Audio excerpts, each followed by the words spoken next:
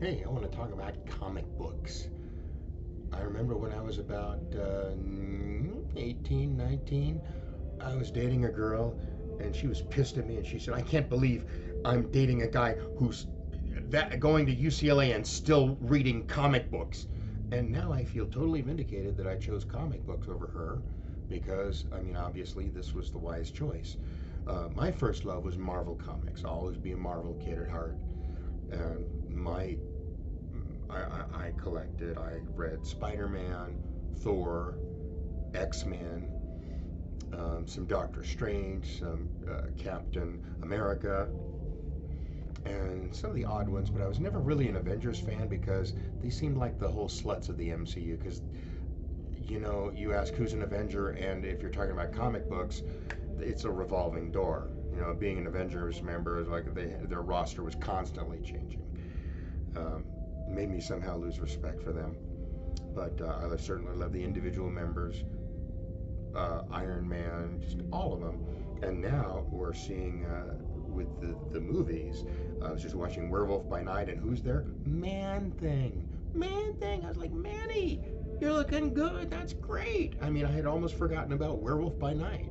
I never read any of the Moon Knight comics, so I had a real fresh, unprejudiced look at that. I liked Moon Knight. I didn't think they did a really bad job with She-Hulk. It could have been better, but it certainly doesn't deserve the trashing that it's getting. I do think that one Marvel character breaking the fourth wall is really enough, and Deadpool, that's kind of his thing. So to have her do that kind of bothers me. Kind of erodes the whole reality of the Marvel Universe. I came to respect and appreciate DC Comics as an adult. I had always loved Batman, of course. I just never read Batman comics. Always loved Superman, just never read Superman comics. And I came to appreciate Wonder Woman and Green Lantern and Aquaman too. But for me, that's kind of it. Those are that's pretty much it for me for DC. So they divide the world between them, and I've even got my T-shirts in the closet divided between DC and Marvel.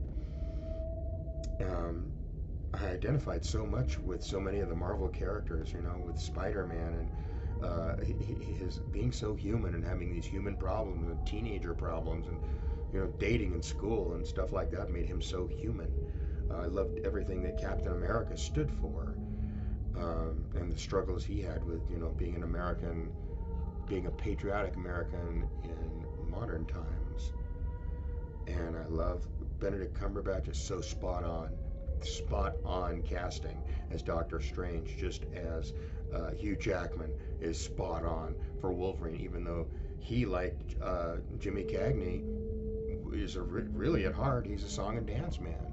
They got him for fresh out of doing Curly in Oklahoma. James Cagney was the same way. He was really a song and dance man. You have to look at him in Born on the 4th of July to see his moves.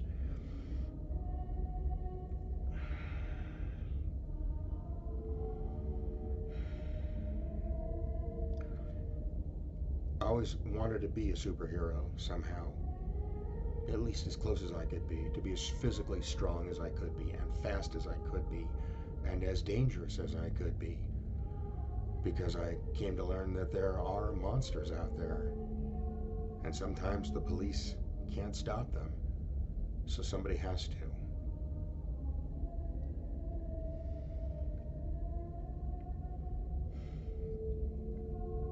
I love the Marvel movies. I love the way they're all interconnected. I used to love a crossover comic. It was like Spider-Man meets Batman, or they'd even do DC Marvel crossovers like that sometimes that were really cool. I love seeing that in the movies. They seem to really respect the fans. The MCU seems to really respect the fans in a way that Jeff Bezos is not doing with Tolkien. That's why I don't watch Rings of Power at all. Anyway, that's it for now.